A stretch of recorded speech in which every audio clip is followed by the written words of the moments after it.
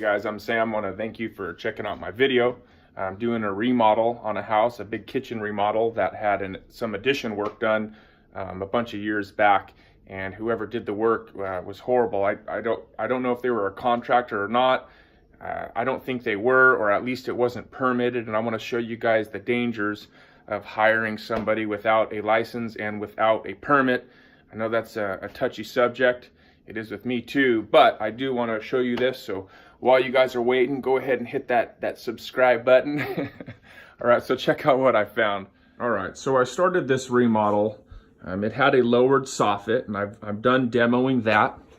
And we're going to be extending the cabinets over onto this wall. So I've opened that up to run some electrical. All this is going out. The configuration is going to be basically the same. This room here was a pantry, was under the stairs. So we're going to make this opening just a little bit wider to accept the refrigerator. They want to move the refrigerator into the pantry, and then they're going to put a cabinet pantry here. So I'm in California. So in California, we have a lot of seismic activity, and so we try to build everything accordingly. So once I tore out this soffit, we realized that this is a shear wall.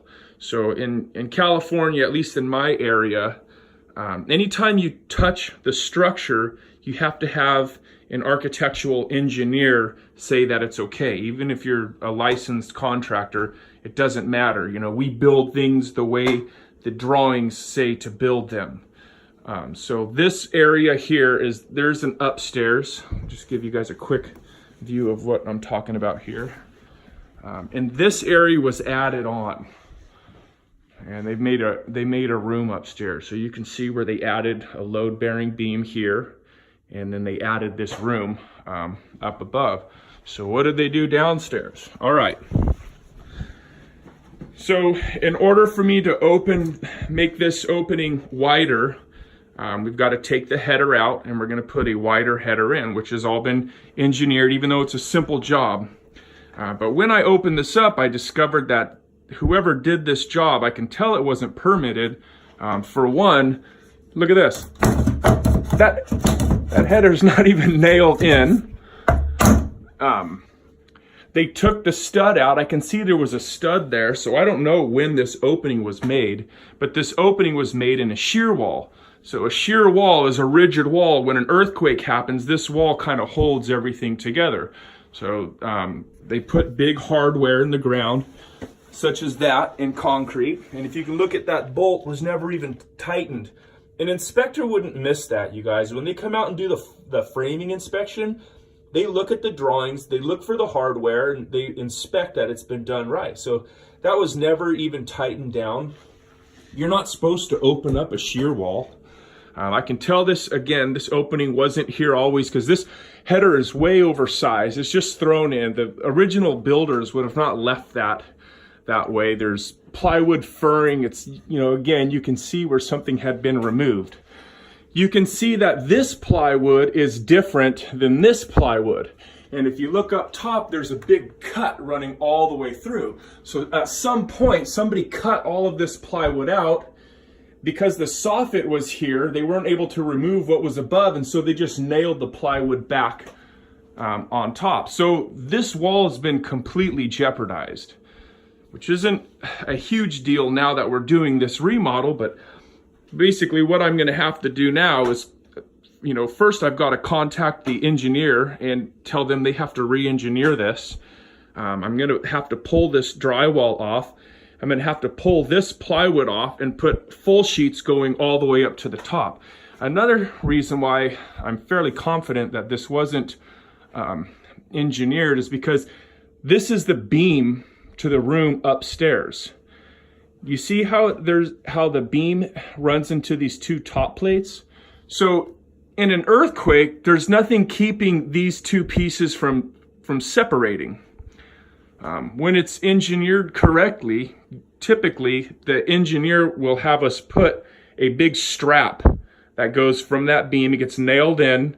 Because there's an opening here now, I'm fairly confident that strap's gonna have to come all the way and attach over here into the shear wall that we're gonna be redoing. Also, typically there's a bracket that they'll have us put on top called A35 brackets, which lock the upstairs joists in the blocking, basically makes this a full complete unit. So when there's an earthquake, they're not going to have any problems or minimize the damage anyway. So unfortunately, this is an additional cost. This was not something that was in my original estimate. And it's unfortunate for the homeowner that they should have to take on that cost. So the debate goes back and forth. You know, I'm not saying that a licensed contractor wouldn't do this.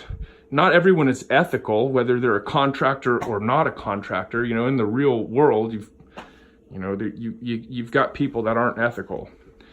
So maybe this was engineered properly, and they just decided not to use a permit, which I get, you know, why people don't use a permit. You know, why pay all that extra money when it's your house and it's your mortgage, but it's a safety issue, because if there was a large earthquake, this would fail. I mean, hopefully you guys can see, even with the untrained eye, that this is kind of a problem waiting to happen.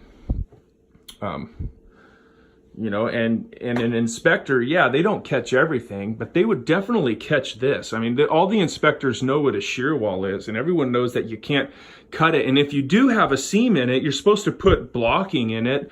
This would never fly, but you're supposed to put large 4x3, or at least everyone uses 4x4 blocking in there, and then you have to honor your nail pattern where the seam is. And you can see you can see the nail pattern right there, and there's no nails where the seam is. They didn't even try to, you know, whoever did this, they didn't know or they didn't care, which is really unfortunate. So we're gonna bring the engineer back out here, have all this engineered, and then I will update you guys, and we'll see what the engineers say. I'm just assuming that we're gonna be putting a bracket across. I know without a doubt we're going to be redoing this plywood, so I'm going to pull it all off now. You can see that there's a large hold down on this side. So underneath the slab, there's a big old concrete footing, and I don't know if they epoxied it down in there or if it's original at one point. But you know, because we have to take all this down, it's good. We can inspect and see if they tightened that or not. So anyway, guys, I will keep you guys updated on the progress. This is going to be a beautiful kitchen when I'm done. It really will. So anyway, thanks again for stopping by. Hit that subscribe button, you guys. I'm going to start doing a lot more videos on my channel, more like video logs, I guess. And I appreciate you guys that have subscribed. And of course, if you guys want to see something, any videos specifically, go ahead and leave it down in the comments, or if not, that's fine, but leave a comment. Let me know you stopped by. All right, take care.